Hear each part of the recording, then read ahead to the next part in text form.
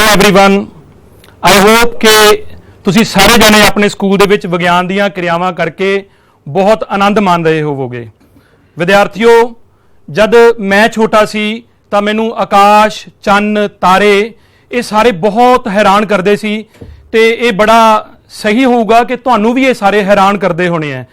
ਜਦੋਂ ਤੁਸੀਂ ਕਿਸੇ ਸਾਫ਼ ਦਿਨ, ਜਿੱਦਣ ਰਾਤ ਨੂੰ ਆਕਾਸ਼ ਸਾਫ਼ ਦਿਖੇ, उस दिन जे तुसीं कदी देखिया होवे तां जिहड़े तारे ने वो बहुत सोहणे टिमटिमाउंदे नज़र आउंदे ने। तां इन्हां तारिਆਂ ਨੂੰ देख के तुहाडे जहन विच कई सवाल भी आउंदे होणे आ ते मैं हाँ अमरदीप सिंह। आओ अज तुहाडे सवालों के जवाब देवांगा ते अज असीं उस कड़ी विच सिखांगे कि स्लाइड विच तुसीं देख रहे हो कि पहला जिहड़ा अज सिखांगे वो ये कि ब्रह्मंड की है अते इह किन्ना वड्डा है। इस तो बाद फिर असीं सिखांगे कि जिहड़ा सूरजी परिवार है वो की है, राइट। फिर आपां धरती की गति बारे जानांगे कि साडी धरती जिहड़ी वो किदां दी गति करदी है, राइट। फिर इस तो बाद तुसीं सारिआं ने हर महीने ये देखिया होना है कि जिहड़ा चंन है वो आपदा आकार बदलदा रहिंदा है, कदी वड्डा हो जाता है, कदी छोटा हो जाता है। बच्चों, इसनूं चंन दीआं कलावां कहने हाँ। ये बहुत इंटरस्टिंग टॉपिक है, अज असीं ये भी सीख जावांगे। इस तो बाद जे आपां नूं समा इजाजत देगा आपां चंन ग्रहण, सूरज ग्रहण किवें लगदे ने उहदे बारे सीखांगे। फिर जिहड़ा चंन है तुसीं रात नूं सारिआं ने देखिया होना पूर्णमाशी वाली रात, है ना। तो पूर्णमाशी वाली रात जिहड़ा है चंन है उहदे ते तुहानूं काले काले धब्बे नज़र आउंदे ने। तो यह चंन दे जिहड़े धब्बे ने ये क्यों ने, राइट। इहदे बारे भी बहुत सारे वहम बने हुए ने। इस तो बाद फिर असीं सिखांगे कि जिहड़ा चंन है ना उसका एक ना दिसन वाला पासा है जिसनूं असीं डार्क साइड ऑफ मून कहने आ। यह एक बहुत रोचक जिहड़ा है फिनोमिनन है, इहदे बारे भी अज आपां गल करांगे। सो मैं तुहानूं सब तो पहलां कहा कि अज आपां ब्रह्मंड जिहड़ा है वो की है उहदे बारे जानांगे। तां जिवें तुसीं सारे जने देख रहे हो कि मेरे कोल जिहड़ा है मेरे सामने यह की रखिया होया है, इसनूं की बोलते हैं, इसनूं बोलते हैं ग्लोब, धरती दा मॉडल। धरती दे उत्ते रह के धरती तो बाहर जो आपां देखते हैं तो आपां नूं सारे पासे बहुत वड्डा असीमत आकाश नज़र आउंदा है। इस आकाश जिहड़ा सानूं नज़र आउंदा है, जिन्नी भी दूर तो दूर असीं देख सकीए ते जिथे तुसीं नहीं वेख सकदे वो भी दूर, इन्नी दूर वड्डा साडा जिहड़ा वो ब्रह्मंड है। तो हुण ब्रह्मंड किन्ना वड्डा है इहनूं जानन दे लई मैं तुहानूं सारिआं नूं एक सफ़र ते लैके चलां। आपां रल के एक वीडियो देखांगे। इस वीडियो नूं देखदे होए तुसीं इह ध्यान च रखना है कि तुसीं ते मैं आपां सारे जाणे एक जहाज़ दे विच बैठे हां एंड वो जहाज़ जिहड़ा है धरती तो हौली हौली दूर जा रहा है। तो की विद्यार्थियों तुसीं सारे तैयार हो? चलिए सफ़र ते। आपदियां सीट बैल्ट्स जिहड़ियां ने उन्हां नूं बन्न लो ते आओ सफ़र दी करदे हां शुरुआत। तुसीं स्क्रीन ते देख रहे होवोगे कि एक परिवार जिहड़ा है वो पार्क दे विच पिकनिक मना रहा है ते पर जिहड़ी साडी सैर है वो तां ब्रह्मंड दी है। आपां चलीए धरती तो दूर। जिवें जिवें दूर जा रहे हैं तुसीं देखो जिहड़ा वो परिवार सी वो छोटा लगन लग पिया। जिहड़े पार्क च सी वो वाला पार्क तुहानूं नज़र आ रहा है, परिवार छोटा बिंदु नज़र आन लग पिया। हुण सानूं शहर दिखण लग पिया पर असीं दूर जाई जाना है। तुहानूं पार्क दिख नहीं रहा होना।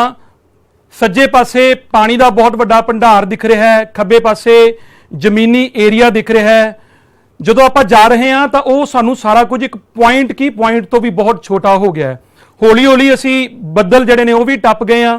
बदल टप्पण तो बाद साडी स्पीड रुकनी नहीं, असीं जाई जाना है क्योंकि अज असीं निकले हाँ ब्रह्मंड की सैर ते। लो बच्चों, आपां धरती नूं छड्डता, धरती तो दूर जाई जा रहे हैं। धरती जिहड़ी है वो तुसीं देख रहे हो जिवें जिवें असीं दूर जाने वस्तुआं सानूं की लगदियां ने छोटियां। तो धरती जिहड़ी है वो हुण एक पॉइंट वांग नज़र आ रही होनी है तुहानूं सारिआं नूं। जिहड़े तुहानूं इह रस्ते दिख रहे ने, इह रस्ते जिहड़े ने इह असल दे विच ग्रहां दे पथ ने। हौली हौली जिवें जिवें तुसीं दूर पहुंचोगे तो तुहानूं की दिखना शुरू होएगा? सब तो पहलां साडा अपना तारा जिसनूं असीं की कहने हां सूरज। पर सूरज तक भी ब्रह्मंड रुकदा नहीं, इस तो भी दूर आपां जाना है। जद हुण आपां दूर जा रहे हां ਤਾਂ ਤੁਸੀਂ ਦੇਖ ਰਹੇ ਹੋ ਜਿਵੇਂ ਜਿਵੇਂ ਅਸੀਂ ਸੂਰਜ ਤੋਂ ਦੂਰ ਜਾ ਰਹੇ ਹਾਂ ਸਾਨੂੰ ਸੂਰਜ ਛੋਟਾ ਲੱਗ ਰਿਹਾ ਹੈ। ਬੇਟਾ ਜੀ ਅਸੀਂ ਧਰਤੀ ਤੋਂ ਚੱਲੇ ਸੀ, ਧਰਤੀ ਤਾਂ ਦਿਖ ਨਹੀਂ ਰਹੀ, ਹੁਣ ਸੂਰਜ ਵੀ ਜਿਹੜਾ ਹੌਲੀ ਹੌਲੀ ਇੱਕ ਪੁਆਇੰਟ ਵਾਂਗ ਨਜ਼ਰ ਆ ਰਿਹਾ ਹੈ। ਅਸੀਂ ਆਪਦੀ ਜਿਹੜੀ ਸਪੀਡ ਉਹਨੂੰ ਵਧਾਤਾ, ਸੂਰਜ ਇੱਕ ਪੁਆਇੰਟ ਲੱਗਣ ਲੱਗ ਪਿਆ। ਇਦਾਂ ਲੱਗ ਰਿਹਾ ਹੈ ਜਿਵੇਂ ਸਾਰੇ ਤਾਰਿਆਂ ਦੇ ਵਿੱਚ ਸੂਰਜ ਵੀ ਜਿਹੜਾ ਤਾਰਾ ਹੈ ਉਹ ਵੀ ਲੁਕ ਗਿਆ ਹੋਵੇ। ਤਾਂ ਹੁਣ ਜਿਹੜੇ ਇਹ ਤੁਸੀਂ ਤਾਰੇ ਦੇਖ ਰਹੇ ਹੋ ਇਹ ਬਹੁਤ ਸੰਘਣੇ ਹੁੰਦੇ ਜਾ ਰਹੇ ਨੇ, ਠੀਕ ਹੈ। ਦੇਖੋ ਇੱਕ ਦੂਜੇ ਦੇ ਬਹੁਤ ਨੇੜੇ ਆ ਰਹੇ ਨੇ, ਇਦਾਂ ਲੱਗਦਾ ਜਿਵੇਂ ਸਾਰਾ ਅਸਮਾਨ ਤਾਰਿਆਂ ਨਾਲ ਭਰਿਆ ਹੋਇਆ ਹੈ। ਤਾਂ ਇਹਨਾਂ ਸੰਘਣੇ ਤਾਰਿਆਂ ਦੇ ਵਿੱਚੋਂ ਆਹ ਜਿਹੜੀ ਤੁਹਾਨੂੰ ਆਕ੍ਰਿਤੀ ਹੁਣ ਨਜ਼ਰ ਆ ਰਹੀ ਏ ਇਸ ਨੂੰ ਅਸੀਂ ਗਲੈਕਸੀ ਕਹਿੰਦੇ ਹਾਂ। ਇੱਥੇ ਥੋੜੀ ਸਪੀਡ ਘੱਟ ਕਰ ਦਈਏ, ਬਹੁਤ ਸੋਹਣੀ ਲੱਗਦੀ ਏ, ਇਸ ਨੂੰ ਅਸੀਂ ਆਕਾਸ਼ ਗੰਗਾ ਕਹਿੰਦੇ ਹਾਂ। ਤਾਂ ਜਿਹੜੀ ਆਕਾਸ਼ ਗੰਗਾ ਹੈ ਸੂਰਜ ਉਹਦੇ ਵਿੱਚ ਇੱਕ ਤਾਰਾ ਹੈ, ਤਾਂ ਉਸ ਦੇ ਵਿੱਚ ਬਹੁਤ ਤਾਰੇ ਨੇ, ਮੈਂ ਤੁਹਾਨੂੰ ਅੱਗੇ ਦੱਸਾਂਗਾ ਕਿ ਕਿੰਨੇ। ਪਰ ਆਪਾਂ ਜੇ ਹੋਰ ਦੂਰ ਜਾਣਾ ਹੈ, ਜਿਹੜੇ ਤੁਹਾਨੂੰ ਸਾਈਡਾਂ ਤੇ ਦਿਖ ਰਹੇ ਨੇ ਉਹ ਮਿਲਕੀ ਵੇ ਆਕਾਸ਼ ਗੰਗਾ ਵਾਂਗ ਹੀ ਗਲੈਕਸੀਆਂ ਨੇ। ਬਹੁਤ ਸਾਰੀਆਂ ਗਲੈਕਸੀਆਂ ਯੂਨੀਵਰਸ ਨੇ। ਲੋ ਬੇਟਾ ਜਿੰਨਾ ਸਾਨੂੰ ਅੱਜ ਤੱਕ ਦਾ ਯੂਨੀਵਰਸ ਪਤਾ ਹੈ ਉਨੀ ਦੂਰ ਅਸੀਂ ਪਹੁੰਚ ਗਏ। ਪਰ ਵਿਦਿਆਰਥੀਓ ਆਪਾਂ ਕਲਾਸ ਵਿੱਚ ਜਾ ਕੇ ਦੁਬਾਰਾ ਕਿਰਿਆਵਾਂ ਵੀ ਕਰਨੀਆਂ ਹੈ, ਇਸ ਲਈ ਆਓ ਧਰਤੀ ਤੇ ਵਾਪਸ ਚੱਲੀਏ। ਧਰਤੀ ਤੇ ਪਹੁੰਚਣ ਦੇ ਲਈ ਸਭ ਤੋਂ ਪਹਿਲਾਂ ਆਪਾਂ ਨੂੰ ਕੀ ਲੱਭਣਾ ਪਏਗਾ? ਆਕਾਸ਼ ਗੰਗਾ। ਆਕਾਸ਼ ਗੰਗਾ ਤੋਂ ਤੁਸੀਂ ਕਿੱਥੇ ਪਹੁੰਚੋਗੇ? ਸਾਡੇ ਸੂਰਜ ਦੇ ਕੋਲ। ਸੂਰਜ ਤੋਂ ਤੁਸੀਂ ਕਿੱਥੇ ਜਾਣਾ ਹੈ? ਤੀਜਾ ਗ੍ਰਹਿ ਧਰਤੀ ਜਿਸ ਤੇ ਅਸੀਂ ਰਹਿੰਦੇ ਹਾਂ ਉਹਦੇ ਨੇੜੇ ਅਸੀਂ ਪਹੁੰਚਣਾ ਹੈ। ਲੋ ਵਿਦਿਆਰਥੀਓ ਆਪਣੀ ਧਰਤੀ ਆ ਗਈ, ਹੋਰ ਨੇੜੇ ਜਾ ਰਹੇ ਹਾਂ। ਹੌਲੀ ਹੌਲੀ ਆਪਾਂ ਉਸੇ ਪਰਿਵਾਰ ਕੋਲ ਪਹੁੰਚਣਾ ਹੈ ਜਿੰਦੀ ਆਪਾਂ ਵੀਡੀਓ ਬਣਾਉਣੀ ਸ਼ੁਰੂ ਕੀਤੀ ਸੀ, ਰਾਈਟ। ਤਾਂ ਲੋ ਜੀ ਪਰਿਵਾਰ ਦਿਖਣਾ ਸ਼ੁਰੂ ਹੋ ਗਿਆ। ਸਫ਼ਰ ਦੀ ਸਮਾਪਤੀ। ਤਾਂ ਦੇਖੋ ਵਿਦਿਆਰਥੀਓ ਅਸੀਂ ਇਹ ਦੇਖਿਆ ਕਿ ਸਾਡਾ ਜਿਹੜਾ ਬ੍ਰਹਿਮੰਡ ਹੈ ਉਹ ਬਹੁਤ ਵੱਡਾ ਹੈ, ਸਾਡੀ ਸੋਚ ਤੋਂ ਵੀ ਪਰਾਂ। ਇੰਨਾ ਵੱਡਾ ਬ੍ਰਹਿਮੰਡ ਜਿਹੜਾ ਹੈ ਇਹਦੇ ਵਿੱਚ ਅਸੀਂ ਜਿਹੜਾ ਇੰਟਰਸਟ ਰੱਖਦੇ ਹਾਂ ਸਾਡੇ ਸੂਰਜੀ ਪਰਿਵਾਰ ਵਿੱਚ ਰੱਖਦੇ ਹਾਂ। ਸੋ ਬ੍ਰਹਿਮੰਡ ਬਾਰੇ ਮੈਂ ਤੁਹਾਨੂੰ ਗੱਲਾਂ ਦੱਸਦੇ ਹਾਂ, ਜਿਵੇਂ ਕਿ ਤੁਸੀਂ ਸਲਾਈਡ ਵਿੱਚ ਦੇਖ ਰਹੇ ਹੋ। ਸਲਾਈਡ ਵਿੱਚ ਦੇਖ ਰਹੇ ਹੋ ਕਿ ਸਾਡੇ ਬ੍ਰਹਿਮੰਡ ਦੇ ਵਿੱਚ ਆਹ ਕਿੰਨਾ ਲਿਖਿਆ, ਇਹਨੂੰ ਪੜ੍ਹਿਓ ਜਰਾ। ਮੇਰੇ ਕੋਲ ਤਾਂ ਪੜ੍ਹਿਆ ਨਹੀਂ ਜਾ ਰਿਹਾ। ਇਹ ਬੇਟਾ ਇੱਕ ਦੇ ਪਿੱਛੇ 11 ਜ਼ੀਰੋਆਂ ਨੇ, ਇਸ ਨੂੰ ਬੋਲਦੇ ਆ 10,000 ਕਰੋੜ। ਤਾਂ ਬ੍ਰਹਿਮੰਡ ਵਿੱਚ 10,000 ਕਰੋੜ ਗਲੈਕਸੀਆਂ ਨੇ। ਹਰ ਗਲੈਕਸੀ ਜਿਵੇਂ ਸਾਡੀ ਆਕਾਸ਼ ਗੰਗਾ ਹੈ ਉਹਦੇ ਵਿੱਚ ਤਾਰੇ ਨੇ ਨਾ ਬਹੁਤ ਸਾਰੇ, ਇਦਾਂ ਹਰ ਗਲੈਕਸੀ ਵਿੱਚ ਅੰਦਾਜ਼ਨ ਜਿਹੜੇ ਨੇ 10,000 ਕਰੋੜ ਤਾਰੇ ਨੇ। ਸਾਡੀ ਜਿਹੜੀ ਗਲੈਕਸੀ ਹੈ ਉਹਦਾ ਨਾਮ ਆਕਾਸ਼ ਗੰਗਾ ਹੈ ਤੇ ਆਕਾਸ਼ ਗੰਗਾ ਦੇ ਵਿੱਚ ਇੱਕ ਤਾਰਾ ਹੈ ਜਿਸ ਦਾ ਨਾਮ ਕੀ ਹੈ? ਸੂਰਜ। ਉਸ ਤਾਰੇ ਦੁਆਲੇ ਸਾਡੀ ਧਰਤੀ ਘੁੰਮਦੀ ਹੈ ਜਿਸ ਦੇ ਉੱਪਰ ਅਸੀਂ ਰਹਿੰਦੇ ਹਾਂ। ਤਾਂ ਤੁਸੀਂ ਦੇਖੋ ਸਾਡਾ ਵਜੂਦ ਜਿਹੜਾ ਉਹ ਕਿੰਨਾ ਕਿ। ਤਾਂ ਮੈਂ ਆਸ ਕਰਦਾ ਕਿ ਤੁਹਾਨੂੰ ਬ੍ਰਹਿਮੰਡ ਦਾ ਆਈਡੀਆ ਹੋ ਗਿਆ ਹੋਣਾ ਕਿ ਬ੍ਰਹਿਮੰਡ ਜਿਹੜਾ ਉਹ ਤਾਂ ਬਹੁਤ ਹੀ ਵੱਡਾ ਹੈ। ਆਪਾਂ ਸਾਰਿਆਂ ਨੇ ਸੈਰ ਕਰ ਲਈ। ਆਓ ਇਸ ਤੋਂ ਬਾਅਦ ਅਸੀਂ ਅਗਲੀ ਸਲਾਈਡ ਤੁਸੀਂ ਦੇਖ ਰਹੇ ਹੋ ਸੂਰਜੀ ਮੰਡਲ ਬਾਰੇ ਜਾਣੀਏ। ਜਿਹੜਾ ਸੂਰਜੀ ਮੰਡਲ ਜਾਂ ਸੂਰਜੀ ਪਰਿਵਾਰ ਹੈ ਇਸ ਵਿੱਚ ਟੋਟਲ ਆਪਾਂ ਕੌਣ ਕੌਣ ਲੈਂਦੇ ਹਾਂ? ਸੂਰਜ, 8 ਗ੍ਰਹਿ, ਗ੍ਰਹਿਾਂ ਦੇ ਉਪਗ੍ਰਹਿ ਤੇ ਲਘੂ ਗ੍ਰਹਿ। ਇਹਨਾਂ ਵਿੱਚੋਂ ਜਿਹੜਾ ਸੂਰਜ ਹੈ ਉਹ ਇੱਕ ਤਾਰਾ ਹੈ। ਇਸ ਤਾਰੇ ਦੇ ਦੁਆਲੇ ਘੁੰਮਣ ਵਾਲੇ ਜਿਹੜੇ 8 ਗ੍ਰਹਿ ਨੇ ਉਹਨਾਂ ਦੇ ਆਲੇ ਦੁਆਲੇ ਅੱਗੋਂ ਜਿਹੜੇ ਆਕਾਸ਼ੀ ਪਿੰਡ ਘੁੰਮਦੇ ਨੇ ਉਹਨਾਂ ਨੂੰ ਅਸੀਂ ਕੀ ਕਹਿੰਦੇ ਆ? ਉਪਗ੍ਰਹਿ, ਰਾਈਟ। ਤੁਸੀਂ ਜਿਵੇਂ ਆਹ ਸਾਈਡ ਤੇ ਦੇਖ ਰਹੇ ਹੋ ਸੂਰਜ ਦੇ ਆਲੇ ਦੁਆਲੇ ਗ੍ਰਹਿ ਘੁੰਮ ਰਹੇ ਨੇ ਤੇ ਗ੍ਰਹਿਾਂ ਦੇ ਆਲੇ ਦੁਆਲੇ ਨਿੱਕੇ ਨਿੱਕੇ ਜਿਹੇ ਕੰਨ ਜਿਹੜੇ ਤੁਹਾਨੂੰ ਦਿਖ ਰਹੇ ਨੇ ਉਹ ਅਸਲ ਦੇ ਵਿੱਚ ਕੀ ਨੇ? ਉਪਗ੍ਰਹਿ। ਤਾਂ ਉਪਗ੍ਰਹਿ ਜਿਹੜਾ ਹੈ ਉਹ ਗ੍ਰਹਿ ਦੇ ਦੁਆਲੇ ਘੁੰਮਦਾ ਹੈ, ਇਹ ਯਾਦ ਰੱਖਣਾ ਤੁਸੀਂ, ਠੀਕ ਹੈ। ਹੁਣ ਉਹਦੇ ਵਿੱਚੋਂ ਵੀ ਮੇਰਾ ਇੰਟਰਸਟ ਜਿਹੜਾ ਹੈ ਸੂਰਜੀ ਪਰਿਵਾਰ ਦੇ ਵਿੱਚੋਂ ਉਹ ਹੈਗਾ ਧਰਤੀ ਦੇ ਵਿੱਚ। ਧਰਤੀ ਇੱਕੋ ਇੱਕ ਇਦਾਂ ਦਾ ਗ੍ਰਹਿ ਹੈ ਜਿੱਥੇ ਸਾਨੂੰ ਅਜੇ ਤੱਕ ਜੀਵਨ ਦਾ ਪਤਾ ਹੈ। ਇਸ ਦੀਆਂ 2 ਗਤੀਆਂ ਨੇ, ਵਾਰਸ਼ਿਕ ਗਤੀ ਤੇ ਦੈਨਿਕ ਗਤੀ। ਜਿਹੜੀ ਦੈਨਿਕ ਗਤੀ ਹੈ ਉਸ ਨੂੰ ਕੁੱਲ ਸਮਾਂ ਜਿਹੜਾ ਉਹ 24 ਘੰਟੇ ਲੱਗਦਾ ਹੈ ਤੇ ਜਿਹੜੀ ਵਾਰਸ਼ਿਕ ਗਤੀ ਹੈ ਉਹਨੂੰ 365 ਦਿਨ ਲੱਗਦੇ ਨੇ। 365 ਦਿਨਾਂ ਦਾ ਇੱਕ ਸਾਲ ਹੁੰਦਾ ਹੈ। ਇਹ ਯਾਦ ਰੱਖਣਾ ਕਿ ਧਰਤੀ ਦੇ ਆਲੇ ਦੁਆਲੇ ਇੱਕ ਉਪਗ੍ਰਹਿ ਘੁੰਮਦਾ ਹੈ ਜਿਸ ਨੂੰ ਅਸੀਂ ਸਾਰੇ ਜਾਣਦੇ ਹਾਂ ਕਿ ਉਹਨੂੰ ਚੰਨ ਕਹਿੰਦੇ ਹਾਂ, ਠੀਕ ਹੈ। ਸੋ ਆਪਾਂ ਆਓ ਪਹਿਲੀ ਕਿਰਿਆ ਦੇਖੀਏ ਕਿ ਦੈਨਿਕ ਗਤੀ ਕਾਰਨ ਧਰਤੀ ਤੇ ਦਿਨ ਰਾਤ ਕਿਵੇਂ ਬਣਦੇ ਨੇ, ਰਾਈਟ। ਸੋ ਆਓ ਮੈਂ ਤੁਹਾਨੂੰ ਇਹਦੇ ਬਾਰੇ ਦੱਸਾਂ। ਦੇਖੋ ਬੇਟਾ ਜਿਹੜਾ ਤੁਹਾਨੂੰ ਇਹ ਗਲੋਬ ਦਿਖ ਰਿਹਾ ਹੈ ਇਹ ਆਪਣੀ ਧਰਤੀ ਹੈ।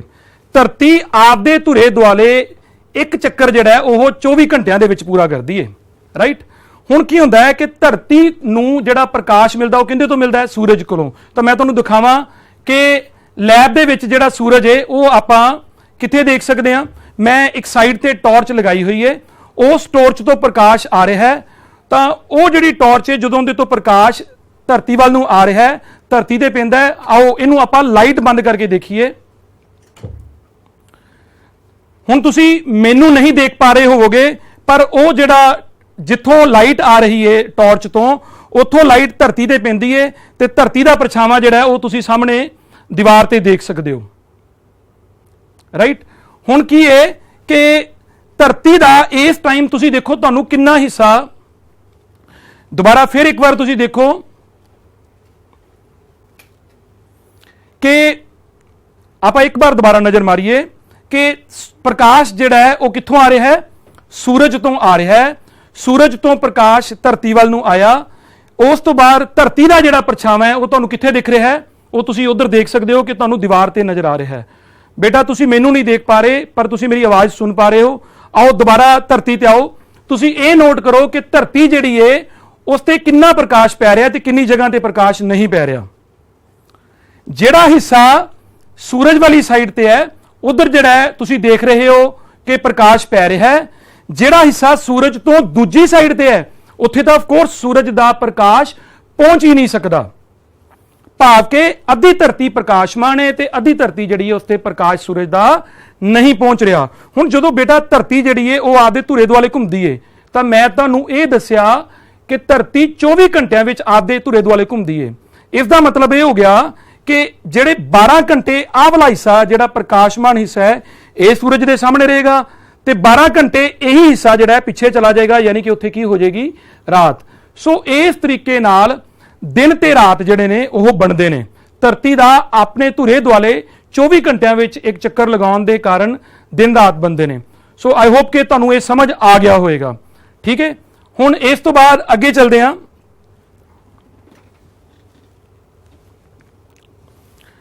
ਤਾਂ ਵਿਦਿਆਰਥੀਓ, ਮੈਨੂੰ ਇਹ ਲੱਗਦਾ ਹੈ ਕਿ ਜਿਹੜਾ ਦਿਨ ਤੇ ਰਾਤ ਦਾ ਬਣਨਾ ਉਹ ਤੁਸੀਂ ਸਮਝ ਗਏ ਹੋਵੋਗੇ। ਆਓ ਆਪਾਂ ਹੁਣ ਅੱਗੇ ਦੇਖੀਏ। ਨੈਕਸਟ ਸਲਾਈਡ ਦੇ ਵਿੱਚ ਆਪਾਂ ਕੀ ਸਿੱਖੇ ਕਿ ਲਗਭਗ ਅੱਧੀ ਧਰਤੀ ਸੂਰਜ ਤੋਂ ਹਰ ਸਮੇਂ ਪ੍ਰਕਾਸ਼ ਪ੍ਰਾਪਤ ਕਰਦੀ ਰਹਿੰਦੀ ਹੈ।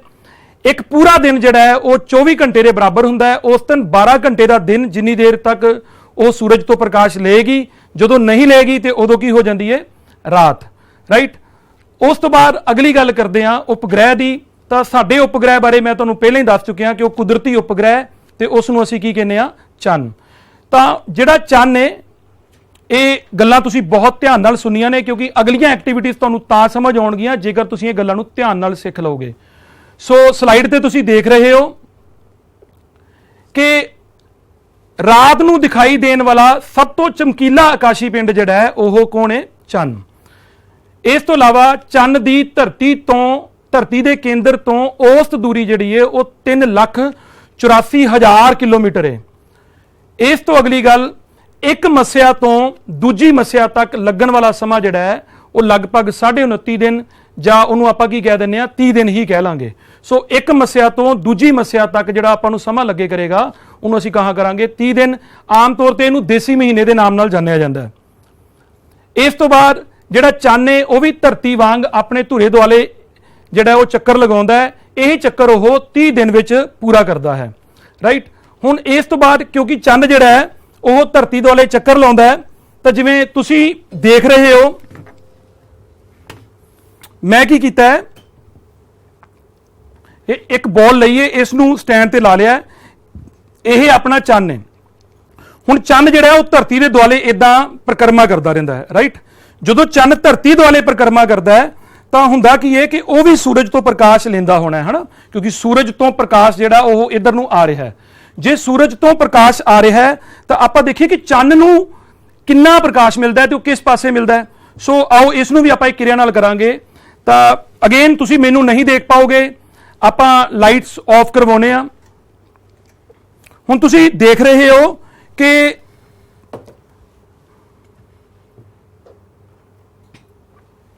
ਤਾਂ ਤੁਹਾਨੂੰ ਸਾਰਿਆਂ ਨੂੰ ਇਹ ਨਜ਼ਰ ਆ ਰਿਹਾ ਹੋਣਾ ਹੈ ਕਿ ਜਿਹੜਾ ਚੰਨ ਹੈ, ਚੰਨ ਦੇ ਅੱਧੇ ਹਿੱਸੇ ਤੇ ਪ੍ਰਕਾਸ਼ ਜਿਹੜਾ ਉਹ ਪੈ ਰਿਹਾ ਹੈ ਤੇ ਬਾਕੀ ਦੇ ਅੱਧੇ ਹਿੱਸੇ ਤੇ ਪ੍ਰਕਾਸ਼ ਨਹੀਂ ਪੈ ਰਿਹਾ, ਜਿਵੇਂ ਧਰਤੀ ਤੇ ਸੀ ਬਿਲਕੁਲ, ਹਨਾ। ਹੋਣਾ ਵੀ ਇਦਾਂ ਹੀ ਚਾਹੀਦਾ ਹੈ। ਅੱਧਾ ਚੰਨ ਜਿਹੜਾ ਉਹ ਹਰ ਸਮੇਂ ਪ੍ਰਕਾਸ਼ਮਾਨ ਰਹਿੰਦਾ ਹੈ। ਕਿਹੜਾ ਹਿੱਸਾ ਪ੍ਰਕਾਸ਼ਮਾਨ ਹੋਏਗਾ? ਜਿਹੜਾ ਹਿੱਸਾ ਸੂਰਜ ਵਾਲੀ ਸਾਈਡ ਹੈ। ਤੇ ਜਿਹੜਾ ਹਿੱਸਾ ਸੂਰਜ ਤੋਂ ਪਾਸੇ ਹੈ ਉੱਥੇ ਕੀ ਹੋਊਗਾ ਭਲਾ? ਉੱਥੇ ਹਨੇਰਾ ਹੋਏਗਾ, ਉਹ ਹਿੱਸਾ ਜਿਹੜਾ ਹੈ ਸੂਰਜ ਦਾ ਪ੍ਰਕਾਸ਼ ਪ੍ਰਾਪਤ ਨਹੀਂ ਕਰੇਗਾ। ਸੋ ਮੈਨੂੰ ਲੱਗਦਾ ਹੈ ਕਿ ਤੁਹਾਨੂੰ ਇਹ ਪਤਾ ਲੱਗ ਗਿਆ ਹੋਵੇਗਾ ਕਿ ਕਿੰਨਾ ਚੰਨ ਹਮੇਸ਼ਾ ਪ੍ਰਕਾਸ਼ਮਾਨ ਰਹਿੰਦਾ ਹੈ। ਤਾਂ ਲਾਈਟਸ ਔਨ ਕਰਦੇ ਹਾਂ ਬੇਟਾ।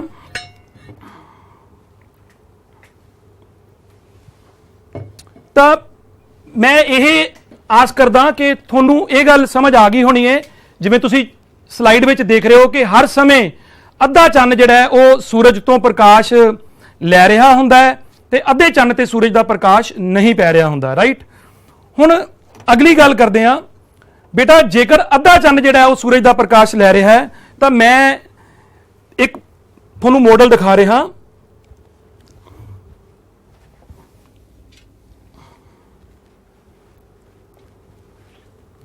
ਤੁਸੀਂ ਦੇਖ ਸਕਦੇ ਹੋ ਕਿ ਆਪਾਂ ਕੀ ਕੀਤਾ ਹੈ, ਇਹ ਇੱਕ ਮਾਡਲ ਬਣਾਇਆ ਹੈ, ਰਾਈਟ। ਹੁਣ ਇਸ ਮਾਡਲ ਦੇ ਵਿੱਚ ਮੈਂ ਕੀ ਕੀਤਾ ਹੈ ਕਿ ਚੰਨ ਨੂੰ ਧਰਤੀ ਦੁਆਲੇ ਪਰਿਕਰਮਾ ਕਰਦੇ ਦਿਖਾਇਆ ਹੈ, ਠੀਕ ਹੈ।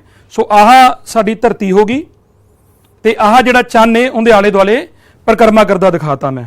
ਤਾਂ ਇਸ ਤਰੀਕੇ ਨਾਲ ਇਧਰ ਨੂੰ ਇਹ ਪਰਿਕਰਮਾ ਕਰਦਾ ਜਾਏਗਾ। ਇਹ ਅਲੱਗ-ਅਲੱਗ ਬੋਲ ਅਲੱਗ-ਅਲੱਗ ਦਿਨਾਂ ਦੀ ਪੋਜੀਸ਼ਨ ਨੂੰ ਦਿਖਾ ਰਹੇ ਨੇ, ਰਾਈਟ। ਹੁਣ ਕੀ ਹੁੰਦਾ ਹੈ ਕਿ ਅਸਲ ਦੇ ਵਿੱਚ ਮੈਂ ਤੁਹਾਨੂੰ ਇਹ ਵਾਲੀ ਕਿਰਿਆ ਜਿਹੜੀ ਹੈ ਇਹ ਲਾਈਟ ਦੇ ਵਿੱਚ ਹੀ ਕਰਵਾਉਣਾ ਚਾਹੁੰਦਾ। ਇਸ ਕਰਕੇ ਮੈਂ ਕੀ ਕੀਤਾ ਹੈ ਕਿ ਇਹਨਾਂ ਬੋਲਾਂ ਦੇ ਉੱਪਰ ਪਹਿਲਾਂ ਹੀ ਰੰਗ ਕਰ ਲਿਆ ਹੈ। ਰੰਗ ਕਰਨ ਦਾ ਕਾਰਨ ਇਹ ਹੈ ਕਿ ਫਿਰ ਤੁਸੀਂ ਇਸ ਗੱਲ ਨੂੰ ਸਮਝ ਲੈਣਾ ਕਿ ਜਿਹੜੇ ਹਿੱਸੇ ਤੇ ਆ ਤੁਹਾਨੂੰ ਵਾਈਟ ਦਿਖ ਰਿਹਾ, ਇੱਧਰ ਸੂਰਜ ਦਾ ਪ੍ਰਕਾਸ਼ ਪੈ ਰਿਹਾ, ਤੇ ਜਿਹੜਾ ਮੈਂ ਬਲੈਕ ਰੰਗ ਕੀਤਾ ਹੋਇਆ ਇਹਦਾ ਮਤਲਬ ਉੱਥੇ ਪ੍ਰਕਾਸ਼ ਨਹੀਂ ਪੈ ਰਿਹਾ। ਇਸ ਨੂੰ ਆਪਾਂ ਪਿਛਲੀ ਕਿਰਿਆ ਦੇ ਵਿੱਚ ਸਮਝ ਚੁੱਕੇ ਹਾਂ, ਰਾਈਟ। ਤਾਂ ਹੁਣ ਕੀ ਹੈ, ਇਸ ਦਾ ਮਤਲਬ ਇਹ ਹੈ ਕਿ ਤੁਹਾਨੂੰ ਇਹ ਚੰਨ ਸਾਰੇ ਕਿੱਦਾਂ ਦੇ ਨਜ਼ਰ ਆ ਰਹੇ ਨੇ? ਜਿਹੜੇ ਇਹ ਚੰਨ ਲੱਗੇ ਹੋਏ ਨੇ ਇਹ ਸਾਰੇ ਕਿੱਦਾਂ ਦੇ ਨਜ਼ਰ ਆ ਰਹੇ ਨੇ? ਅੱਧੇ ਅੱਧੇ ਨਜ਼ਰ ਆ ਰਹੇ ਨਾ। ਪਰ ਕੀ ਤੁਸੀਂ ਨੋਟ ਕੀਤਾ ਹੈ ਕਿ ਜਦੋਂ ਆ ਅਗਲੀ ਸਲਾਈਡ ਵਿੱਚ ਦੇਖਣਾ, ਨੈਕਸਟ ਸਲਾਈਡ ਵਿੱਚ ਦੇਖੋ, ਅਸਲ ਦੇ ਵਿੱਚ ਜਦੋਂ ਅਸੀਂ ਧਰਤੀ ਤੋਂ ਚੰਨ ਨੂੰ ਦੇਖਦੇ ਹੁੰਦੇ ਆ ਨਾ ਤਾਂ ਚੰਨ ਜਿਹੜਾ ਹੈ ਉਹ ਆਪਦੀ ਸ਼ੇਪ ਜਿਹੜਾ ਨਾ ਉਹ ਪੂਰੇ ਮਹੀਨੇ ਬਦਲਦਾ ਰਹਿੰਦਾ ਹੈ। ਕਦੀ ਉਹ ਬਹੁਤ ਛੋਟਾ ਹੁੰਦਾ ਹੈ, ਕਦੇ ਉਹ ਬਹੁਤ ਵੱਡਾ ਹੋ ਜਾਂਦਾ ਹੈ, ਮਤਲਬ ਪੂਰੇ ਸਾਈਜ਼ ਦਾ ਹੋ ਜਾਂਦਾ ਹੈ, ਫਿਰ ਛੋਟਾ ਹੋ ਜਾਂਦਾ ਹੈ, ਕਦੀ ਪੂਰਨਮਾਸ਼ੀ ਆ ਜਾਂਦੀ ਹੈ, ਕਦੀ ਮੱਸਿਆ ਆ ਜਾਂਦੀ ਹੈ, ਰਾਈਟ। ਹੁਣ ਅਜਿਹਾ ਕਿਉਂ ਹੁੰਦਾ ਹੈ? ਤਾਂ ਤੁਸੀਂ ਦੇਖੋ, ਆਪਾਂ ਇਸ ਨੂੰ ਸਮਝਣ ਦੇ ਲਈ ਕੀ ਕਰਦੇ ਹਾਂ ਕਿ ਮੈਂ ਤੁਹਾਨੂੰ ਸਾਰਿਆਂ ਨੂੰ ਇਹ ਸਮਝਾਉਣ ਦੇ ਲਈ ਕੀ ਕੀਤਾ ਹੈ ਕਿ ਇੱਕ ਕੈਮਰਾ ਲਿਆ ਹੈ।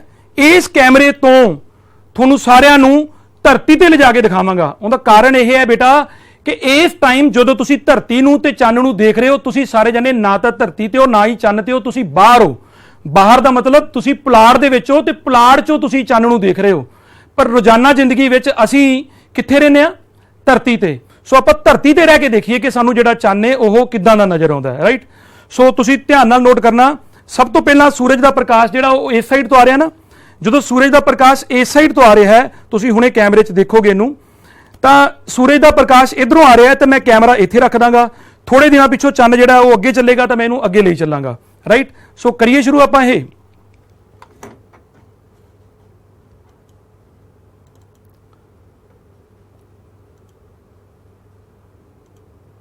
ਤਾਂ ਤੁਸੀਂ ਦੇਖ ਰਹੇ ਹੋ ਸਾਰੇ ਜਣੇ ਕਿ ਜਦੋਂ ਕੈਮਰਾ ਮੈਂ ਇਸ ਪੋਜੀਸ਼ਨ 'ਚ ਰੱਖਿਆ ਹੈ ਤਾਂ ਇਸ ਸਮੇਂ ਮੈਨੂੰ ਚੰਨ ਜਿਹੜਾ ਹੈ ਉਹਦਾ ਬਲੈਕ ਕਹਿ ਲਓ ਜਾਂ ਕਹਿ ਲਓ ਕਿ ਚੰਨ ਦਿਖਾਈ ਹੀ ਨਹੀਂ ਦੇ ਰਿਹਾ, ਕਿਉਂਕਿ ਚੰਨ ਦਾ ਜਿਹੜਾ ਪ੍ਰਕਾਸ਼ਮਾਨ ਹਿੱਸਾ ਉਹ ਦੂਜੇ ਪਾਸੇ ਹੈ। ਇਸ ਦਿਨ ਨੂੰ ਅਸੀਂ ਨਿਊ ਮੂਨ ਕਹਿੰਦੇ ਆ ਜਾਂ ਮੱਸਿਆ ਵੀ ਕਹਿ ਲਈਦਾ। ਮੱਸਿਆ ਵਾਲੇ ਦਿਨ ਜਿਹੜਾ ਪ੍ਰਕਾਸ਼ਮਾਨ ਹਿੱਸਾ ਹੁੰਦਾ ਹੈ ਚੰਨ ਦਾ ਉਹ ਦੂਜੀ ਸਾਈਡ ਤੇ ਹੁੰਦਾ ਹੈ, ਇਸ ਕਰਕੇ ਜਿਹੜਾ ਚੰਨ ਹੈ ਉਹ ਸਾਨੂੰ ਦਿਖਾਈ ਨਹੀਂ ਦਿੰਦਾ, ਰਾਈਟ। ਇਸ ਤੋਂ ਇਲਾਵਾ ਇੱਕ ਗੱਲ ਬੇਟਾ ਹੋਰ ਯਾਦ ਰੱਖਣੀ ਹੈ ਕਿ ਮੱਸਿਆ ਵਾਲੇ ਦਿਨ ਜਿਹੜਾ ਹੈ ਉਹ ਚੰਨ ਜਿਹੜਾ ਹੈ ਉਹ ਦਿਨ ਦੇ ਟਾਈਮ ਚੜ੍ਹਦਾ ਹੈ ਤੇ ਰਾਤ ਨੂੰ ਛਿਪ ਜਾਂਦਾ ਹੈ। ਤੁਸੀਂ ਦੇਖਿਆ ਅੱਧਾ ਚੰਨ ਜਿਹੜਾ ਉਹ ਅਜੇ ਵੀ ਦੂਜੀ ਸਾਈਡ ਤੇ ਹੈ, ਰਾਈਟ।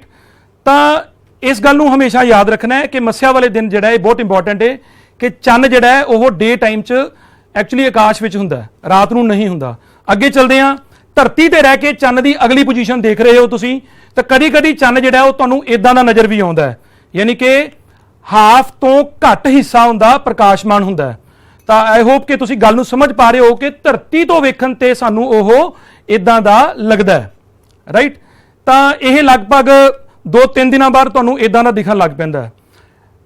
ਹਫ਼ਤੇ ਬਾਅਦ ਜਿਹੜਾ ਹੈ ਇਹ ਪੋਜੀਸ਼ਨ ਜਿਹੜੀ ਹੈ ਇਹ ਬਦਲ ਜਾਂਦੀ ਹੈ। ਤੁਹਾਨੂੰ ਹੁਣ ਜਿਹੜਾ ਚੰਨ ਹੈ ਉਹ ਕਿੱਦਾਂ ਦਾ ਨਜ਼ਰ ਆਉਣ ਲੱਗ ਪੈਂਦਾ ਹੈ, ਐਗਜ਼ੈਕਟਲੀ ਹਾਫ, ਅੱਧਾ ਚੰਨ, ਕਿਉਂਕਿ ਤੁਸੀਂ ਧਰਤੀ ਤੇ ਰਹਿ ਕੇ ਦੇਖ ਰਹੇ ਹੋ।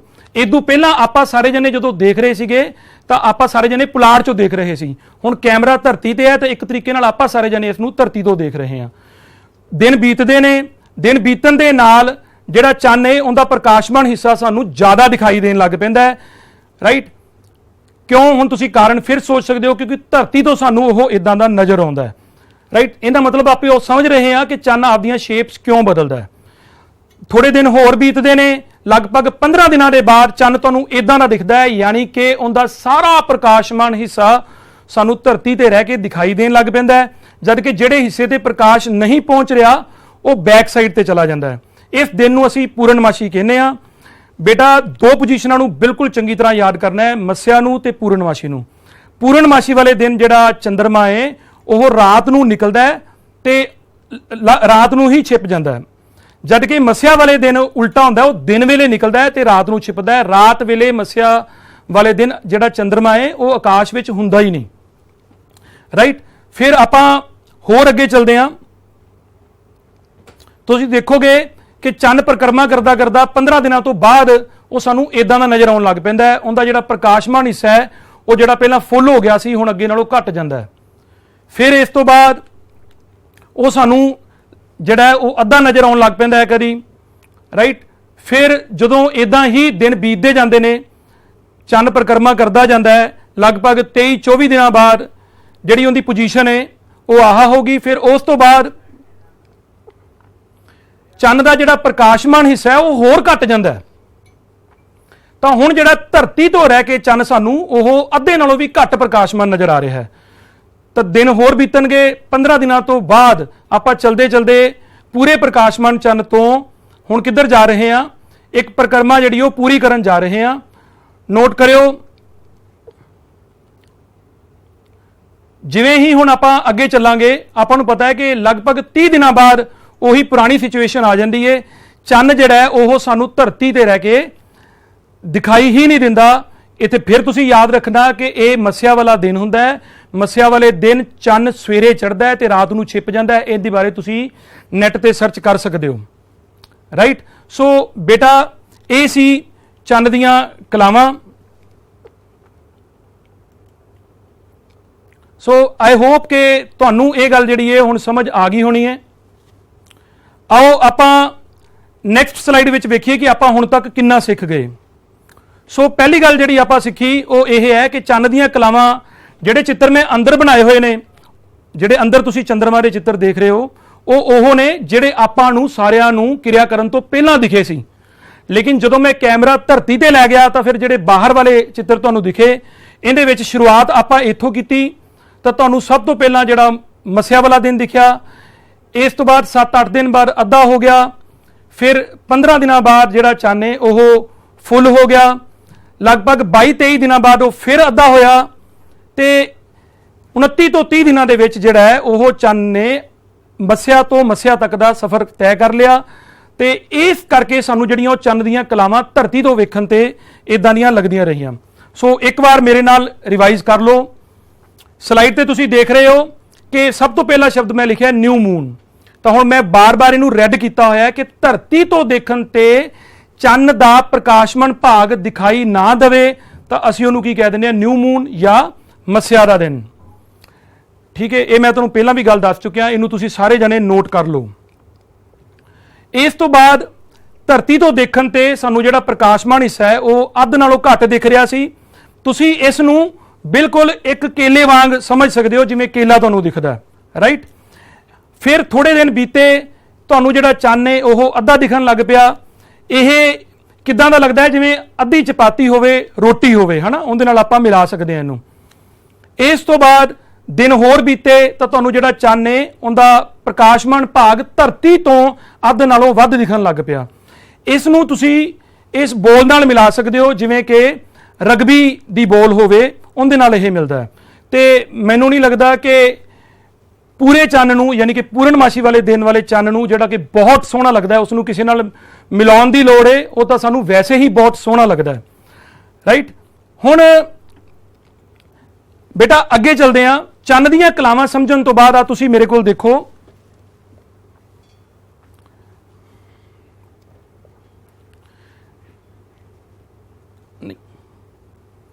ਚੰਨ ਦੀਆਂ ਕਲਾਵਾਂ ਦੇ ਵਿੱਚ ਤੁਸੀਂ ਇਹ ਦੇਖਿਆ ਕਿ ਇਸ ਕਿਰਿਆ ਦੇ ਵਿੱਚ ਕੀ ਕੀਤਾ ਆਪਾਂ। ਮੈਂ ਤੁਹਾਨੂੰ ਦੋ ਪੋਜੀਸ਼ਨਾਂ ਬਾਰੇ ਗੱਲ ਕਰਦਾ, ਇੱਕ ਆਹ ਵਾਲੀ ਸਿਚੁਏਸ਼ਨ ਤੇ ਇੱਕ ਆਹ ਵਾਲੀ। ਆਹ ਵਾਲੀ ਸਿਚੁਏਸ਼ਨ ਦੇ ਵਾਲੇ ਦਿਨ ਕੀ ਸੀਗਾ? ਕੀ ਚੰਨ ਸਾਨੂੰ ਦਿਖਾਈ ਦੇ ਰਿਹਾ ਸੀ? ਨਹੀਂ ਨਾ। ਤਾਂ ਇਹ ਵਾਲੀ ਦਿਨ ਜਿਹੜਾ ਕੀ ਹੁੰਦੀ ਮੱਸਿਆ, ਤੇ ਇਹ ਵਾਲੇ ਦਿਨ ਕੀ ਹੁੰਦਾ ਹੈ ਪੂਰਨਮਾਸ਼ੀ। ਰਾਈਟ, ਹੁਣ ਥੋੜੀਆਂ ਗੱਲਾਂ ਨੋਟ ਕਰ ਲੈਣਾ। ਨੰਬਰ 1 ਤੇ ਇਹ ਧਿਆਨ ਚ ਰੱਖਣਾ ਹੈ ਕਿ ਅਸਲ ਦੇ ਵਿੱਚ ਧਰਤੀ ਜਿਹੜੀ ਹੈ ਉਹ ਇਦਾਂ ਦੀ ਨਹੀਂ ਹੈਗੀ। ਤੁਸੀਂ ਜਦੋਂ ਗਲੋਬ ਦੇਖੇ ਹੋਣੇ ਆ ਉਹਨਾਂ ਚ ਨੋਟ ਕੀਤਾ ਹੋਣਾ ਕਿ ਧਰਤੀ ਜਿਹੜੀ ਉਹ ਆਪਦੇ ਧੁਰੇ ਦੁਆਲੇ ਘੁੰਮੀ ਹੋਈ ਹੈ। ਸੋ ਮੈਂ ਇਸ ਨੂੰ ਜਿਹੜਾ ਹੈ ਉਹ ਥੋੜਾ ਜਿਹਾ ਘੁਮਾ ਰਿਹਾ। ਇਸ ਤੋਂ ਇਲਾਵਾ ਜਿਹੜਾ ਇਹ ਚੰਨ ਹੈ ਜਿਹੜਾ ਧਰਤੀ ਦੁਆਲੇ ਘੁੰਮਦਾ ਹੈ, ਇਹ ਵੀ ਅਸਲ ਦੇ ਵਿੱਚ ਇਹ ਵਾਲੇ ਪੱਥ ਵਿੱਚ ਨਹੀਂ ਘੁੰਮਦਾ। ਇਸ ਤੋਂ ਇਹ ਜਿਹੜਾ ਹੈ ਉਹ 5 ਡਿਗਰੀ ਦੇ ਕਰੀਬ ਇਦਾਂ ਉੱਪਰ ਹੈ। ਰਾਈਟ, ਇਹ ਯਾਦ ਰੱਖਣਾ। ਸੋ ਇੰਨਾ ਕਰਦੇ ਹੋਏ ਇਸ ਤੋਂ ਬਾਅਦ ਮੈਂ ਇਹਨੂੰ ਇੱਥੋਂ ਚੱਕ ਰਿਹਾ। ਆਪਾਂ ਅਗਲੀ ਕਿਰਿਆ ਕਰਾਂਗੇ, ਉਹ ਹੈਗੀ ਹੈ ਚੰਨ ਗ੍ਰਹਿਣ।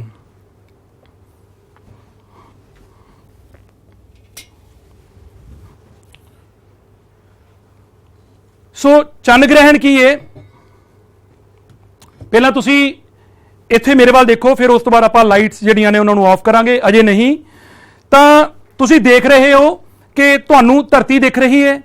ਧਰਤੀ ਦੇ ਆਲੇ ਦੁਆਲੇ ਜਿਹੜਾ ਇਹ ਚੰਨ ਹੈ ਇਹਨੇ ਕੀ ਕਰਨਾ ਹੈ? ਪਰਿਕਰਮਾ ਕਰਨੀ ਹੈ। ਰਾਈਟ, ਇਦਾਂ ਇਦਾਂ ਇਹ ਪਰਿਕਰਮਾ ਕਰਦਾ ਰਹੇਗਾ।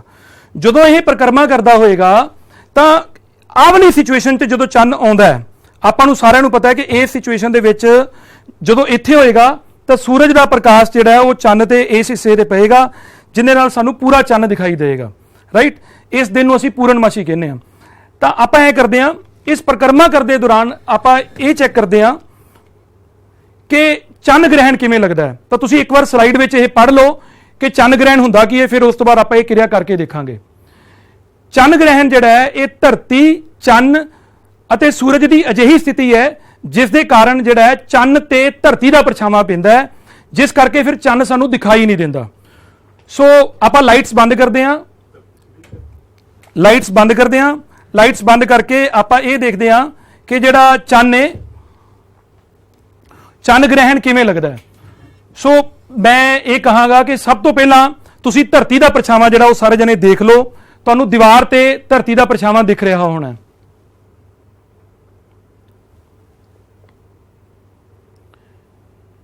ਓਕੇ ਬੇਟਾ, ਸਾਰੇ ਜਾਣੇ ਦੀਵਾਰ ਤੇ ਧਰਤੀ ਦਾ ਪਰਛਾਵਾਂ ਦੇਖ ਰਹੇ ਹੋ। ਹੁਣ ਧਰਤੀ ਦਾ ਪਰਛਾਵਾਂ ਕਿਉਂ ਦੀਵਾਰ ਤੇ ਪੈ ਰਿਹਾ ਹੈ? ਇਹਨਾਂ ਮਤਲਬ ਧਰਤੀ ਜਿਹੜੀ ਹੈ ਉਹ ਸੂਰਜ ਤੋਂ ਆਉਣ ਵਾਲੇ ਪ੍ਰਕਾਸ਼ ਨੂੰ ਕੀ ਕਰ ਰਹੀ ਹੈ? ਰੋਕ ਰਹੀ ਹੈ। ਹੁਣ ਕੀ ਹੁੰਦਾ ਹੈ ਕਿ ਜਦੋਂ ਚੰਨ ਪਰਿਕਰਮਾ ਕਰਦਾ ਦੇਖੋ, ਜੇ ਮੈਂ ਇੱਥੇ ਰੱਖਦਾ ਚੰਨ ਨੂੰ ਤਾਂ ਚੰਨ ਦੇ ਕੋਲ ਜਿਹੜਾ ਹੈ ਉਹ ਪ੍ਰਕਾਸ਼ ਜਿਹੜਾ ਹੈ ਉਹ ਸੂਰਜ ਦਾ ਆ ਰਿਹਾ ਹੈ। ਲੇਕਿਨ ਜਦੋਂ ਪੂਰਨਮਾਸ਼ੀ ਵਾਲਾ ਦਿਨ ਹੁੰਦਾ ਹੈ, ਜੇ ਉਸ ਦਿਨ ਹੁਣ ਮੈਂ ਚੰਨ ਨੂੰ ਘੁਮਾਉਂਦਾ ਨਾ ਬਿਲਕੁਲ ਬੈਕ ਲੈ ਗਿਆ, ਯਾਨੀ ਕਿ ਧਰਤੀ ਜਿਹੜੀ ਹੈ ਉਹ ਚੰਨ ਅਤੇ ਸੂਰਜ ਦੇ ਵਿਚਕਾਰ ਆ ਗਈ ਹੈ, ਜਿਸ ਕਰਕੇ ਕੀ ਹੋ ਰਿਹਾ ਹੈ ਕਿ ਧਰਤੀ ਦਾ ਪਰਛਾਵਾਂ ਚੰਨ ਤੇ ਪੈ ਰਿਹਾ ਹੈ ਤੇ ਧਰਤੀ ਤੇ ਰਹਿਣ ਵਾਲੇ ਲੋਕਾਂ ਨੂੰ ਰਾਤ ਨੂੰ, ਪੂਰਨਮਾਸ਼ੀ ਵਾਲੇ ਦਿਨ ਜਿਹੜਾ ਚੰਨ ਹੈ ਉਹ ਰਾਤ ਨੂੰ ਆਕਾਸ਼ ਵਿੱਚ ਹੁੰਦਾ ਹੈ, ਪਰ ਸਾਨੂੰ ਦਿਖਾਈ ਨਹੀਂ ਦਿੰਦਾ, ਕਿਉਂਕਿ ਜਿਹੜਾ ਧਰਤੀ ਦਾ ਪਰਛਾਵਾਂ ਹੈ ਉਹ ਚੰਨ ਤੇ ਪੈ ਰਿਹਾ ਹੁੰਦਾ ਹੈ। ਇਹ ਜਿਹੜਾ ਫਿਨੋਮੀਨਨ ਹੈ ਇਹ ਆਉਣ ਵਾਲੀ 27 ਜੁਲਾਈ ਨੂੰ ਹੋ ਵੀ ਰਿਹਾ ਹੈ। ਆਪਾਂ ਸਾਰਿਆਂ ਨੇ ਇਸ ਨੂੰ ਚੰਗੀ ਤਰ੍ਹਾਂ ਦੇਖਣਾ ਹੈ ਤੇ ਇਹ ਨੋਟ ਕਰਨਾ ਕਿ ਧਰਤੀ ਦਾ ਪਰਛਾਵਾਂ ਜਦੋਂ ਚੰਨ ਤੇ ਪੈਂਦਾ ਹੈ ਤਾਂ ਤੁਹਾਨੂੰ ਕਿੱਦਾਂ ਦਾ ਲੱਗਦਾ ਹੈ। ਰਾਈਟ, ਲਾਈਟਸ ਔਨ ਕਰਦੇ ਹਾਂ। ਸਲਾਈਡ ਵਿੱਚ ਦੇਖੋ, ਅਗਲੀ ਕਿਰਿਆ ਜਿਹੜੀ ਆਪਾਂ ਕਰਨ ਲੱਗੇ ਹਾਂ ਉਹ ਹੈਗੀ ਹੈ ਕਿ ਜਿਹੜਾ ਸੂਰਜ ਗ੍ਰਹਿਣ ਹੈ ਉਹ ਕੀ ਹੁੰਦਾ ਹੈ। ਸੂਰਜ ਗ੍ਰਹਿਣ ਕੀ ਹੈ ਕਿ ਜਦੋਂ ਸੂਰਜ ਧਰਤੀ ਤੇ ਚੰਨ ਅਜਿਹੀ ਸਥਿਤੀ ਬਣਾ ਲੈਣ ਜਿਸ ਕਰਕੇ ਧਰਤੀ ਤੇ ਚੰਨ ਦਾ ਪਰਛਾਵਾਂ ਪਵੇ ਤੇ ਜਿੰਦੇ ਕਰਕੇ ਸਾਨੂੰ ਉਸ ਜਗ੍ਹਾ ਤੇ ਜਿੱਥੇ ਚੰਨ ਦਾ ਪਰਛਾਵਾਂ ਪਵੇ ਉੱਥੇ ਧਰਤੀ ਜਿਹੜਾ ਆਪਣਾ ਸੂਰਜ ਹੈ ਉਹ ਦਿਖਾਈ ਨਾ ਦੇਵੇ, ਅਜਿਹੀ ਸਥਿਤੀ ਨੂੰ ਅਸੀਂ ਸੂਰਜ ਗ੍ਰਹਿਣ ਕਹਿੰਦੇ ਆ। ਆਓ ਇਸ ਨੂੰ ਵੀ ਆਪਾਂ ਕਿਰਿਆ ਨਾਲ ਕਰਕੇ ਦੇਖੀਏ ਕਿ ਸੂਰਜ ਗ੍ਰਹਿਣ ਕਿੱਦਾਂ ਲੱਗਦਾ ਹੈ। ਸੋ ਇੱਕ ਗੱਲ ਇਹ ਮੈਨੂੰ ਦੱਸੋ ਸਾਰੇ ਜਣੇ ਤੁਸੀਂ ਦੇਖ ਰਹੇ ਹੋ ਨਾ, ਪਹਿਲਾਂ ਇਹਨੂੰ ਨੋਟ ਕਰੋ। ਜਿਵੇਂ ਤੁਸੀਂ ਦੇਖ ਰਹੇ ਹੋ ਕਿ ਇਹ ਗਲੋਬ ਹੈ, ਧਰਤੀ ਹੈ, ਧਰਤੀ ਦੇ ਆਲੇ ਦੁਆਲੇ ਜਿਹੜਾ ਚੰਨ ਹੈ ਉਹ ਇਦਾਂ ਗਤੀ ਕਰ ਰਿਹਾ ਨਾ। ਪਹਿਲਾਂ ਤਾਂ ਮੇਰਾ ਕੁਐਸਚਨ ਇਹ ਹੈ ਤੁਹਾਨੂੰ ਸਾਰਿਆਂ ਨੂੰ ਕਿ ਮੈਨੂੰ ਇਹ ਦੱਸੋ ਕਿ ਮੱਸਿਆ ਵਾਲੀ ਪੋਜੀਸ਼ਨ ਕਿਹੜੀ ਇਹਨਾਂ ਵਿੱਚੋਂ। ਮੈਂ ਚੰਨ ਨੂੰ ਕਿੱਥੇ ਰੱਖਾਂ, ਇੱਧਰ ਰੱਖਾਂ ਜਾਂ ਇੱਧਰ ਰੱਖਾਂ, ਕਿੱਥੇ ਰੱਖਾਂ ਤਾਂ ਕਿ ਮੱਸਿਆ ਵਾਲਾ ਦਿਨ ਆਵੇ। ਆਫ ਕੋਰਸ ਆਪਾਂ ਨੂੰ ਕਿੱਥੇ ਰੱਖਣਾ ਚਾਹੀਦਾ, ਇਸ ਸਾਈਡ ਤੇ। ਮੱਸਿਆ ਵਾਲੇ ਦਿਨ ਜਿਹੜਾ ਹੈ ਚੰਨ ਦਿਨ ਦੇ ਸਮੇਂ ਆਕਾਸ਼ ਵਿੱਚ ਹੁੰਦਾ ਹੈ, ਆਹ ਸਿਚੁਏਸ਼ਨ ਹੈ। ਲੇਕਿਨ ਕਈ ਵਾਰ ਕੀ ਹੁੰਦਾ ਬੇਟਾ ਕਿ ਚੰਨ ਜਿਹੜਾ ਉਹ ਸੂਰਜ ਤੇ ਧਰਤੀ ਦੇ ਬਿਲਕੁਲ ਵਿਚਕਾਰ ਆ ਜਾਂਦਾ ਹੈ, ਰਾਈਟ। ਤਾਂ ਆਪਾਂ ਲਾਈਟਸ ਆਫ ਕਰਕੇ ਦੇਖਦੇ ਹਾਂ ਫਿਰ ਇਦਾਂ ਕਰਨ ਨਾਲ ਹੁੰਦਾ ਕੀ ਹੈ। ਸੋ ਤੁਸੀਂ ਨੋਟ ਕਰਨਾ, ਜਿਹੜਾ ਚੰਨ ਹੈ ਉਹ ਪਰਿਕਰਮਾ ਕਰਦੇ ਕਰਦੇ ਹੌਲੀ ਹੌਲੀ ਕੀ ਕਰਦਾ ਹੈ, ਧਰਤੀ ਤੇ ਸੂਰਜ ਦੇ ਵਿਚਕਾਰ ਆ ਗਿਆ। ਸੋ ਤੁਸੀਂ ਦੇਖ ਰਹੇ ਹੋਵੋਗੇ ਕਿ ਚੰਨ ਦਾ ਜਿਹੜਾ ਪਰਛਾਵਾਂ ਹੈ, ਆਹ ਵਾਲੀ ਜਗ੍ਹਾ ਨੋਟ ਕਰੋ, ਇਸ ਜਗ੍ਹਾ ਤੇ ਚੰਨ ਦਾ ਪਰਛਾਵਾਂ ਜਿਹੜਾ ਹੈ ਉਹ ਧਰਤੀ ਤੇ ਪੈਣ ਲੱਗ ਪਿਆ। ਇਹਨਾਂ ਮਤਲਬ ਹੈ ਕਿ ਇਹ ਧਰਤੀ ਤੇ ਰਹਿਣ ਵਾਲੇ ਇਹ ਲੋਕ ਜਿਹੜੇ ਨੇ ਇਹਨਾਂ ਨੂੰ ਇਸ ਸਮੇਂ ਸੂਰਜ ਨਹੀਂ ਦਿਖ ਰਿਹਾ। ਜਦੋਂ ਸੂਰਜ ਨਾ ਦਿਖੇ ਤਾਂ ਅਸੀਂ ਬੋਲਦੇ ਹਾਂ ਕਿ ਇਹ ਕਿਹੜਾ ਗ੍ਰਹਿਣ ਲੱਗਿਆ ਹੋਇਆ ਹੈ, ਸੂਰਜ ਗ੍ਰਹਿਣ, ਰਾਈਟ। ਸੋ ਹੁਣ ਤੱਕ ਆਪਾਂ ਦੋ ਗੱਲਾਂ ਸਿੱਖੀਆਂ, ਚੰਨ ਗ੍ਰਹਿਣ ਤੇ ਸੂਰਜ ਗ੍ਰਹਿਣ। ਮੈਂ ਆਸ ਕਰਦਾ ਕਿ ਤੁਹਾਨੂੰ ਇਹਨਾਂ ਦੋਨਾਂ ਵਿੱਚ ਫਰਕ ਪਤਾ ਲੱਗ ਗਿਆ ਹੈ। ਮੱਸਿਆ ਵਾਲੇ ਦਿਨ ਜਿਹੜਾ ਹੈ ਉਹ ਸੂਰਜ ਗ੍ਰਹਿਣ ਲੱਗੇਗਾ ਤੇ ਪੂਰਨਮਾਸ਼ੀ ਵਾਲੇ ਦਿਨ ਜਿਹੜਾ ਹੈ ਉਹ ਚੰਨ ਗ੍ਰਹਿਣ ਲੱਗੇਗਾ, ਰਾਈਟ। ਇਸ ਤੋਂ ਅੱਗੇ ਚੱਲਦੇ ਹਾਂ, ਲਾਈਟਸ ਔਨ ਪਲੀਜ਼। ਤੁਸੀਂ ਇਹ ਗੱਲ ਯਾਦ ਰੱਖਣਾ ਕਿ ਸਿਰਫ ਮੱਸਿਆ ਵਾਲੇ ਦਿਨ ਹੀ ਸੂਰਜ ਗ੍ਰਹਿਣ ਲੱਗਦਾ ਹੈ ਅਤੇ ਜਿਹੜਾ ਚੰਨ ਗ੍ਰਹਿਣ ਹੈ ਉਹ ਪੂਰਨਮਾਸ਼ੀ ਵਾਲੇ ਦਿਨ ਲੱਗਦਾ ਹੈ। ਅਗਲੀ ਗੱਲ, ਚੰਨ ਗ੍ਰਹਿਣ ਤੇ ਸੂਰਜ ਗ੍ਰਹਿਣ ਫਿਰ ਹਰ ਮਹੀਨੇ ਕਿਉਂ ਨਹੀਂ ਲੱਗਦੇ, ਰਾਈਟ। ਤਾਂ ਹੁਣ ਮੈਨੂੰ ਇਹ ਲੱਗਦਾ ਹੈ ਕਿ ਇਹਨੂੰ ਜੇ ਆਪਾਂ ਕਿਰਿਆ ਨਾ ਕਰਵਾ ਕੇ ਉਦਾਂ ਵੀ ਗੱਲ ਕਰੀਏ ਤਾਂ ਆਪਾਂ ਨੂੰ ਸਮਝ ਆ ਜਾਣੀ ਚਾਹੀਦੀ ਹੈ। ਤੁਸੀਂ ਮੇਰੇ ਹੱਥਾਂ ਨਾਲ ਵੀ ਸਮਝ ਸਕਦੇ ਹੋ ਕਿ ਅਸਲ ਦੇ ਵਿੱਚ ਕੀ ਹੁੰਦਾ ਹੈ। ਅਸਲ ਦੇ ਵਿੱਚ ਕੀ ਹੈ ਕਿ ਤੁਸੀਂ ਮੇਰੇ ਵੱਲ ਦੇਖੋ, ਇੱਧਰ ਜਿਸ ਤਰ੍ਹਾਂ ਤੁਸੀਂ ਦੇਖ ਰਹੇ ਹੋ ਕਿ ਜਿਹੜਾ ਚੰਨ ਹੈ, ਸਲਾਈਡ ਵਿੱਚ ਪੜ੍ਹ ਰਹੇ ਹੋ ਨਾ, ਉਹ ਧਰਤੀ ਤੋਂ ਬਹੁਤ ਦੂਰ ਹੈ ਤੇ ਧਰਤੀ ਦੇ ਅਰਧ ਵਿਆਸ ਨਾਲੋਂ ਚੰਨ ਦੀ ਜਿਹੜੀ ਦੂਰੀ ਹੈ ਉਹ ਧਰਤੀ ਦੇ ਕੇਂਦਰ ਤੋਂ 60 ਗੁਣਾ ਜ਼ਿਆਦਾ ਹੈ। ਜਿਹੜਾ ਚੰਨ ਦਾ ਘੁੰਮਣ ਪਥ ਹੈ ਉਹ ਸੂਰਜ ਦੇ ਦੁਆਲੇ 5 ਡਿਗਰੀ ਘੁੰਮਿਆ ਹੋਇਆ ਹੈ। ਹੁਣ ਮੰਨ ਲਓ ਬੇਟਾ ਕਿ ਮੈਂ ਇਹਨਾਂ ਪੈਨ ਦੇ ਵਿੱਚ 5 ਡਿਗਰੀ ਦਾ ਕੋਣ ਬਣਾ ਲਾਂ, ਲੇਕਿਨ ਜਦੋਂ ਦੂਰੀ ਬਹੁਤ ਹੋ ਜਾਏਗੀ ਨਾ, ਆ ਦੂਰੀ ਬਹੁਤ ਹੋ ਜਾਏਗੀ ਤਾਂ ਇਹ ਫੈਲਦਾ ਜਾਂਦਾ ਹੈ। ਇਹਦਾ ਮਤਲਬ ਇਹ ਹੈ ਕਿ ਦੂਰ ਜਾਣ ਦੇ ਨਾਲ ਹੌਲੀ ਹੌਲੀ ਜਿਹੜਾ ਹੈ ਉਹ ਚੰਨ ਹੈ ਉਹ ਬਾਹਰ ਨੂੰ ਚਲਾ ਜਾਂਦਾ ਹੈ ਤੇ ਕਈ ਵਾਰ ਇਸੇ ਕਾਰਨ ਜਿਹੜਾ ਪਰਛਾਵੇਂ ਨੇ ਉਹ ਇੱਕ ਦੂਜੇ ਦੇ ਉੱਪਰ ਨਹੀਂ ਪੈ ਪਾਉਂਦੇ, ਰਾਈਟ। ਇਸ ਤੋਂ ਅੱਗੇ ਚੱਲਦੇ ਹਾਂ।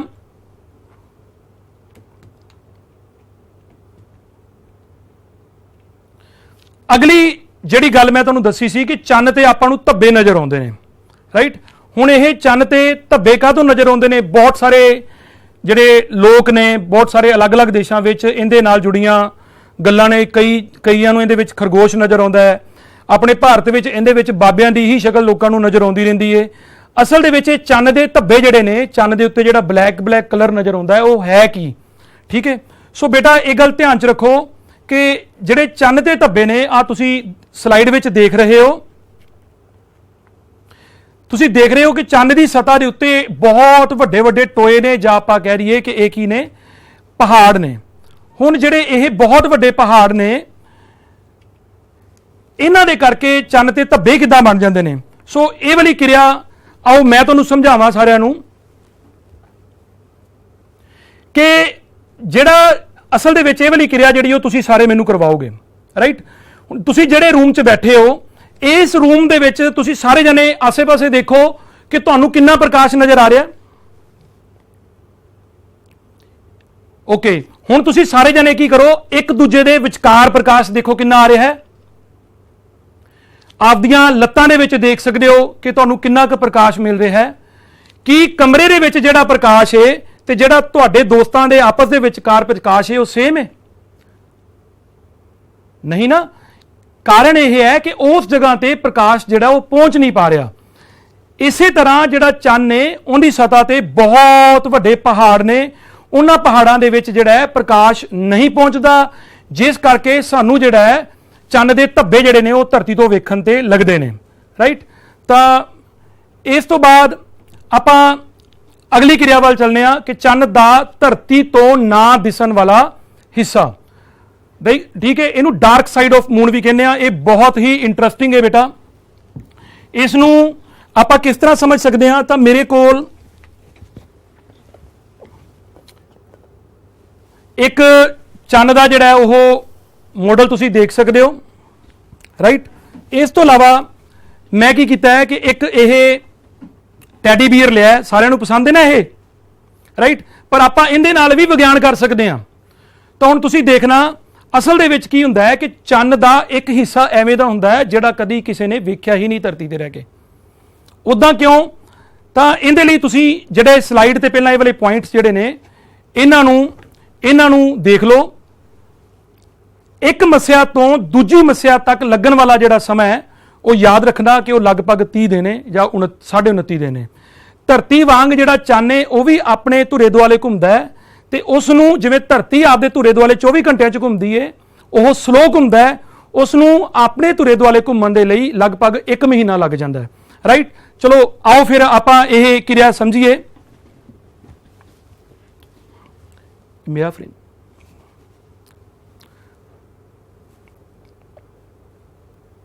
तो तुसी देख रहे हो कि इस वक्त टैडी बीयर मैनू देख रहा है तो मैं इनू देख रहा, राइट। तो हुण ये टैडी बीयर जिहड़ा है ये इत्थे चंन दा काम करेगा, राइट। तो चंन जिहड़ा है वह की करता है? धरती दुआले परिक्रमा करता है ना। तो धरती कौन होगी? इत्थे धरती कौन है? तो तुहानूं लग रहा होना मैं है ना, बट प्लीज़ तुसी ये बिल्कुल नोट ना करना कि मैं धरती हाँ, क्योंकि मैं तुहानूं दस्सिया कि धरती आपदे धुरे दुआले बहुत तेज घूमती है, उन्होंने घूमण लई 24 घंटे लगते हैं, जबकि चंन जिहड़ा है वो इहदे नालों स्लो घूमता है। सो तुसी सिर्फ चंन नूं देखना है। चंन जिहड़ा है मैं की करना चाहुंदा कि मैं इहनूं इत्थों लैके इत्थे लै गया, राइट। जदों मैं इत्थे लैके गया तां इह किन्ने डिग्री दा कोण बनिया? इत्थों लैके जेकर इन्ना कोण बन जाए इहनूं किन्ने डिग्री दा कोण कहने आपां? 90 डिग्री दा। जदों मैं इहनूं इत्थों इत्थे लैके गया 90 डिग्री दे कोण ते अजे भी इहदा मूँह मेरे वाले ते इहदी जिहड़ी पिठ है उस साइड ते है, राइट। तो पर जिहड़ा ये टैडी बीयर सी ये इत्थों ऐ हो गया, यानी कि किन्ने डिग्री घूम गया? आप भी किन्ने डिग्री घूम गया? जे इदां होवे ते इदां हो जाए तो किन्ने डिग्री घूम गया? 90 डिग्री, है ना। तो इहदा मतलब इत्थों लैके इत्थों तक टैडी बीयर जिहड़ा वो भी 90 डिग्री घूम गया ते आपां परिक्रमा करते हुए भी 90 डिग्री ते आ गए। इस तो बाद अगे चलते हैं। तुसीं देखना कि टैडी बीयर जिहड़ा है उहदा मूँह अजे भी मेरे वाले, अजे भी उहदी बैक मैं नहीं देख पा रहा। हुण टैडी बीयर जिहड़ा है दोबारा फिर शुरुआत तो देखो, इत्थों लैके इदां हो गया, हुण तुहानूं आ दिखण लग पिया। मतलब टैडी बीयर आप किन्ना घूम गया? 180 डिग्री ते जिहड़ी उहदी परिक्रमा है वह भी 180 डिग्री की पूरी होगी, पर मैनूं उहदी बैक साइड अजे भी नहीं दिख रही। इसे तरह घूमते घूमते इहदी जिहड़ी बैक साइड है वह मैं देख नहीं पाउंदा, राइट। इस तरह बेटा जिहड़ा चंन है वह आपदे धुरे दुआले ते उहदा धरती दुआले घूमना इहदा समा जिहड़ा है वह बराबर है, राइट। हुण आपां ये जान चुके हैं कि आप 0 डिग्री तो चल के पहला 90 डिग्री ते गए, फिर आप 180 डिग्री ते गए, फिर आप 270 डिग्री ते गए, फिर आप 360 डिग्री ते गए। अल्टीमेटली जिहड़ा चंन है वह सानू आपदे जिहड़े उहदी बैक साइड असीं नहीं देख सके। आओ हुण अगली स्लाइड दे विच सो यह कुछ प्रश्न ने तुसीं पढ़ सकते हो, राइट। मैं तुहानूं बच्चों कुछ क्वेश्चनां नाल छड्ड रहा। मैं चाहना कि इहदे आंसर जिहड़े ने वो तुसीं मैनूं दिओ। जिहड़े बच्चे सही आंसर देणगे अगले लैक्चर दे विच उन्हां दे नाम जिहड़े ने वो स्क्रीन ते दिखाए जाणगे। सो तुसीं स्लाइड देख रहे हो। जिस तरह धरती उपर जिहड़ा दिन रात है वो 12 घंटे का हुंदा है, उस तरह चंन उत्ते दिन रात की लंबाई जिहड़ी है वो कितनी हुंदी है? क्वेश्चन समझ आ गया? धरती ते दिन रात 12 घंटे का हुंदा है, चंन ते जिहड़ा दिन रात है उनकी लंबाई कितनी हुंदी है? इस तो इलावा जिहड़ा चंन चढ़न ते चंन छिपन का समय है वो तुसीं मैनूं इस महीने की मस्या का दसना है, राइट। अपने आंसर जिहड़े ने ते जिहड़े सुझाव ने तुसीं मेरे नंबर ते भेज सकते हो। बच्चों मैं आस करदा कि तुहानूं ये लैक्चर बहुत पसंद आया होएगा ते जिहड़ा ये ब्रह्मंड दे विच तुहाडी दिलचस्पी बहुत बनी होनी है। धन्नवाद, सत श्री अकाल।